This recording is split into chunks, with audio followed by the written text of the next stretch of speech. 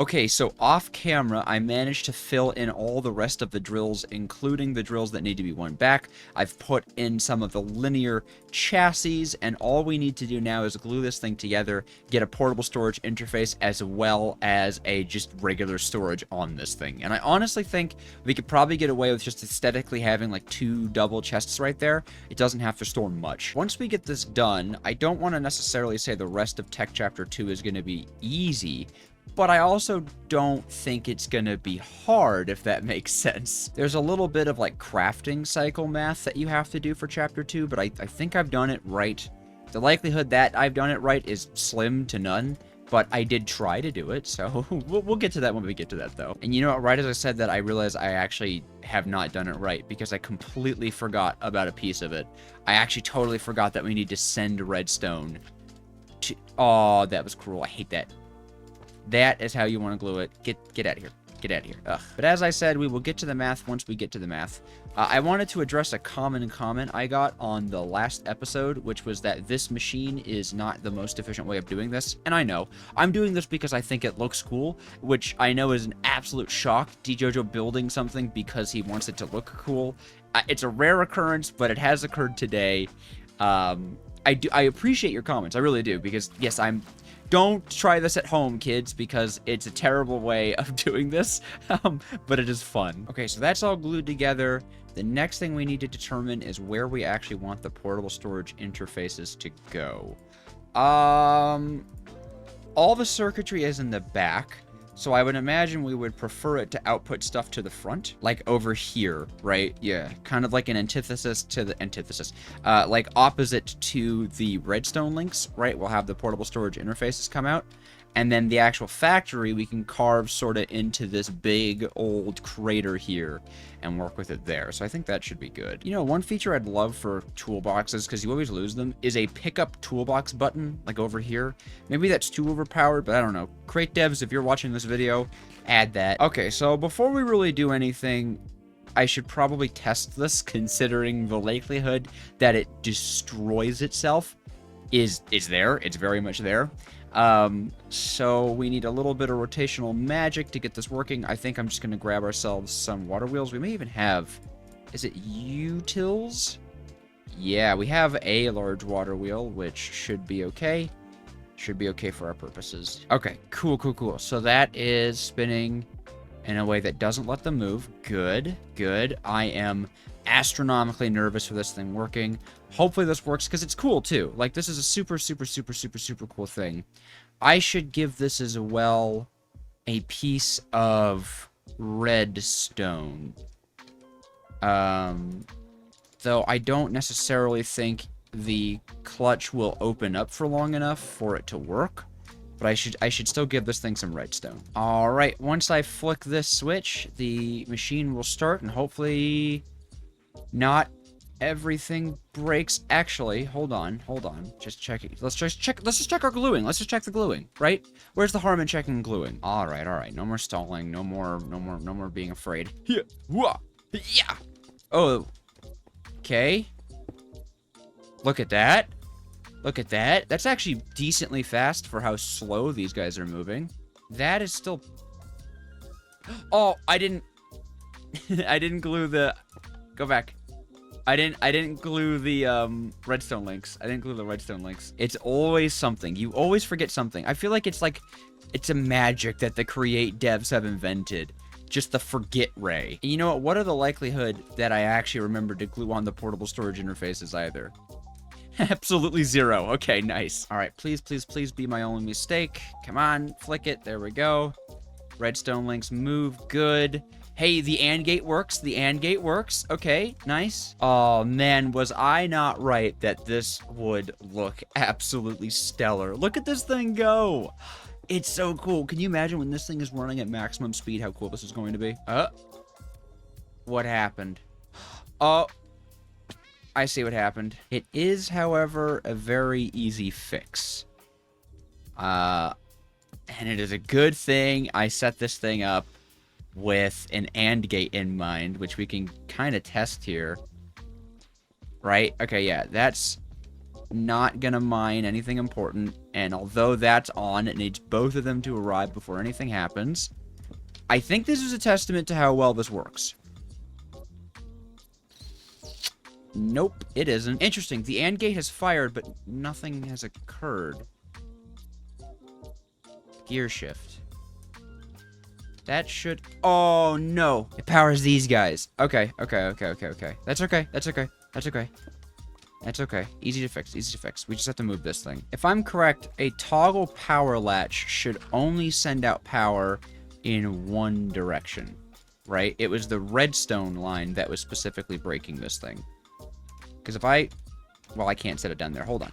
If I set this down here like that, and I do that, it won't power that. Okay, cool. This guy, however, will it play as nicely? I need some skystone. If I set you a skystone, and have you listen, it will break things. Wait, no, it won't. It didn't break anything. That's shocking. I thought that surely wouldn't work. Okay, so that fixes it? Probably. And now I guess the question is, will the clutch open up right there? That's the real question. Will the clutch open up when these guys reach the end of their path? No. They do change direction, though. So something worked. Isn't debugging everyone's favorite part of redstoning? I am very pleased that these go back and forth, though. But yeah, something very wrong happened. Oh, these guys pick up signal a lot sooner than I thought. So this should be like 10 seconds, but why is this circuit suddenly broken? Oh, because it's not listening. Because I didn't set this as a listener function. A listener thing. Okay, hold on. I know this has been like the 19th time. I've been sitting and staring at this thing for ages, but I think it should work when it goes back. Oh, did you see the deployer move? It moved for like the easiest bit, but I'm pretty sure the clutch opened. And that's waiting. Nice. Okay. I think it worked. I'm just going to watch the clutch. The deployer needs to be moving much faster. But I think it worked. Why did that take... glued some skystone to itself. I guess that's not the worst thing in the world. It looks kind of funny. Okay. Yes, the clutch opens. Yes. Okay, cool. It's just that this guy's too slow to power anything. That's amazing. All right. We can disconnect the power, and the toggle latch is going to be in the right position when we start this thing. We'll want like an actual like steam engine, or rather not a steam engine, but something fast powering this. But this actually works. This actually should have a ton of skystone stuff inside of it. Look at that, a stack in 25 for this side, and I would imagine similarly a stack in 25 over here, a stack in 4 over here. 2.5 stacks. 2.5 stacks of this stuff. Oh, that was like the scariest part of this whole chapter. Admittedly, the rest of this shouldn't be too bad, but let's hold our tongue. Uh-oh, why is this backed up again? Huh? What has occurred? What's stuck? Stick. I didn't put a voiding upgrade in that? Oh, that was stupid. Really gotta remember to add these to all my drawers, because that's a problem, man. Look at all these berries. Get out of here. Okay, so what we have just automated is the biggest part of this chapter. What's next is crushing the skystone dust and mixing it into water, which is not hard. We need a sand generator, also not hard. We might be okay. Now, I already have a pair of crushing wheels, but I kind of want, like, supreme efficiency, so I'm going to make another pair of crushing wheels. And while these guys finish crafting up, why don't we do our Q&A of the day, coming in from the Discord as always. This one is asked by FG.7G from the Pre-500 gang. How do I choose my mod packs? Well, for Above and Beyond, I did a community poll, but for Arcane Engineering, I just played it because, honestly, I wanted to. I thought it looked cool, and I think that's how I'm going to choose all my mod packs going forward. Whether I want to play them is what will determine whether or not I do play them. Also, everyone say hi to Henry, the Light Blue Comer Cable, and of course, the wonderful Space Ducks. Hey, Carl. And, yeah, cool. I think that covers everything. So, as far as this goes, the only thing we really need Skystone for, I'm pretty sure, is just crushing. Like, it doesn't make anything other than... Whoa. It does make things. Oh, interesting. I don't know that we really care to keep all this stuff, which is fine. So, we will just be depositing them directly into the crushing wheels. Although, now that I think about that, that's a bad idea. We should deposit them into drawers, because if we put them right into crushing wheels, what will end up happening is it will get backed up over time. These will back up, this will start dropping on the floor, it'll be a horrible time. So we could put voiding drawers as a buffer between this and the crushing wheels, yeah. Okay, and I'm gonna actually remember to put void upgrades in these guys, so don't worry. And there we go. So that'll hold a ton, because I have a sneaking suspicion that this will eventually build up. Should I use funnels for this? That'd be kind of fun. These little brass funnels on the bottom of this. Now, are these crushing wheels gonna end up being so close to the ground that it's gonna look ugly? I hope not. I don't think that's the case, because they'll go right there. It's a little bit low, but honestly, it works fine, because we could then level out this area to be the factory. So yeah, that works. Now, what's great about this is that having the voiding drawers holding the skystone means that absolutely nothing will back up. If even, like, there's a backup with the skystone dust, it won't necessarily matter, because the skystone will just get voided, and that's like, I guess that's what like a choke point would be for this factory. So that is very comforting. Also, check this shovel. It has vein mining on it, so it breaks a bunch of gravel and stuff at the same time. This is a great shovel. I think we picked it up from the end busting we did. So first things first, I actually have to put these on the right level. I noticed while editing that segment, I had them on the totally wrong level. And as you can see, I have also placed down some belt lines, and underneath the belt lines, just as a nice little aesthetic thing, I have the pipes that are just going to run right into the lake. I'd like to keep the lake here. I think it looks really cool. So it could be a really cool set piece. Each of these should be totally nice and infinite.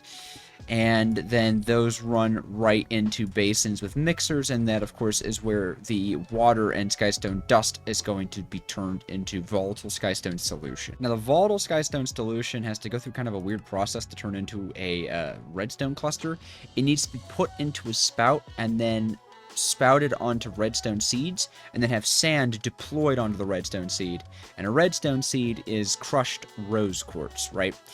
Additionally, this random salvage is a redstone seed, so it's kind of an infinite loop. You'll always get 3 redstone out of 1 rose quartz. So not only do we need a system where rose quartz is crushed into redstone seeds and then obviously processed through a little assembly line, but we also need one where the volatile skystone solution is sort of split evenly amongst 2 spouts. We need a cobble crusher to create sand, so it's involved. But I don't think it's hard, right? Does that make sense? It's involved, but none of it is, like, terribly difficult. So I think we need to have 2 rose quartz per crafting cycle to make 6 redstone. And that should be good, I think. And I do think I want 2 separate lines. So this would be the spout deployer line here. Although that's not how I want to do it at all. You know what? No. I would want the spout to still be kind of there, but I would rather have the start be here, right? So this is sketching out kind of where the spout deployer line goes. And the reason I would want it to be like this, or rather, whoops, this is in the wrong spot. The reason I would want it to be like this is so that we could take vaults, which I think I have in here. Yeah, these guys are actually really good for loops, okay? And the way it would work is I would have a brass intake funnel here, and then we could just have a regular andesite outtake funnel. And this would be filtered with an actual proper filter. You can make little filters, they're super cheap, to only accept redstone seeds, or rather deny redstone clusters. So the redstone seeds would loop around and around and around until they were completed. At least that's how it should work out. Okay, so the spout would be here, the deployer would be here, and then the way we would do the filters, we would set this to a deny list, and then we would take redstone cluster. It's just easier to do a deny list instead of an accept, because it's not just redstone seeds, it's also like incomplete redstone seeds that could pass through, and just make it nice and simple. The only thing, we know the only thing that will be passing through here is going to be the redstone seeds, so we can be pretty confident in that regard. I'm going to make one change. It'll kind of like make a bit of an ugly vertical extension to this, but it's so convenient to have the pumps be right there. I guess it doesn't even look that bad. Yeah, it's just, look at it. It's so convenient. It's so nice to do that. It's not like a trick per se, but it's always a great convenience when you have something mixing right into spouting and you can get them next to each other. Super nice. But that is the redstone cluster part of the factory done. Now, we still need to have some way to input the seeds initially into this after crushing down our redstone seeds or have them output to here or somewhere. They need to go either onto this belt or inside of the item vault. We also need to have sand being produced and split evenly amongst our deployers as well. What we might even do, and I'm just going to see if this would look cool. I don't know if it will. But to have a belt line like this, where there is a brass tunnel right in the center here that would be used to split the paths from like a cobblestone generator that goes center here. So I mean by that is we would have a belt line like this, and this is where the sand would filter in from. So we kind of have this. I think that looks kind of neat. That definitely looks kind of neat. I don't know if having it off the ground, though, is very attractive. It also kind of makes an annoying stop. Yeah, no, I think it's more annoying than it is cool. We could potentially employ our good friend the weighted ejector, though. Honest. If we do this. Although that leaves very little space for the redstone clusters to leave. Maybe not then. How do I make this look attractive? I want to make this look good. That's the biggest struggle with Create, of course, is taking something and making it look quite good. Because I like these 2 lanes we have. I think it's not bad so far. That might not be bad, actually. Having the cobblestone delivered like so. Now, that would require us to have a block, though, at the end of this thing to cap it off. But that also could probably be integrated pretty easily. And then we would just have our cobblestone generator and crusher pushing onto this belt here. And the connection, of course, is pretty easy since all of these guys actually have to be going in the same direction, which is not always the case for our machines. Sometimes we have to have these, like, annoying opposite machines next to each other, but not here, not today. Then maybe we just have the sand generators vertical? Like, up here, maybe? One annoying thing is I would definitely want avoiding drawers, so we could just have the belts continuously running to make our lives easy. I wish we could just use the cobble we have over there, but it's just not close enough, and I don't think it'd be worth it to have a big belt line. No matter the case, we need a bunch more crushing wheels, so I'm gonna go get those set up. I'm kind of thinking of making, like, cobblestone silos, if that makes...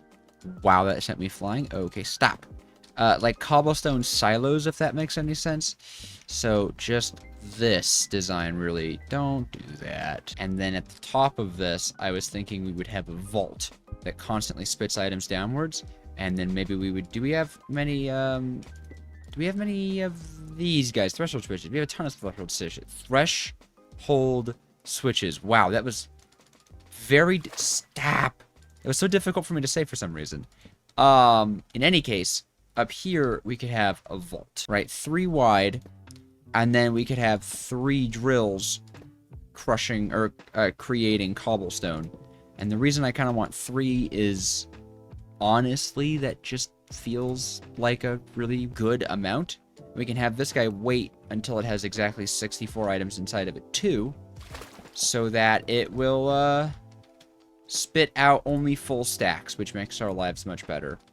Yeah, something like this. And this belt line can come forward like so. And we could have a belt line coming off of this like so. Would you please be kind to me? I am your master. I am your creator. Thank you. Okay, just like that. And then underneath of this, we could use a smart chute or an andesite funnel or something to just spit out the clay and the flint. Yeah. Up top here would be some andesite intake funnels, and then, of course, the cobblestone would generate on top of them, like so. Yep, come on. Just like a pixel more of jump space there. See? That's where they would go. We would have the drills out here in the back, and then what they were powered by, we'd be able to clutch, hopefully. Okay, that looks absolutely huge. I do gotta add this in, though. I definitely forgot to do that. And stack perfect. Wow. That is massive. This is looking cool. This is looking like a really cool industrial factory. It's like the giant skystone press. You know, I think I'm probably going to have these be the outputs as well, so it doesn't go right into the water, and so we're not using more chutes than we need to, because we're a little bit low on those. And look at that go. So lava will go here. Lava will go there. And this is going to create all the, you know, all the ingredients, rather, that are needed to process the redstone seeds. The only thing we actually have to do now is the actual processing of rose quartz into the redstone seeds. And I'm going to be honest, I have no idea how to do that. I just want to use this time to say thank you so much to the members of this channel. They are helping this channel and me become closer and closer to becoming a full-time content creator. So if that's something you'd be interested in, subscribe and become a member.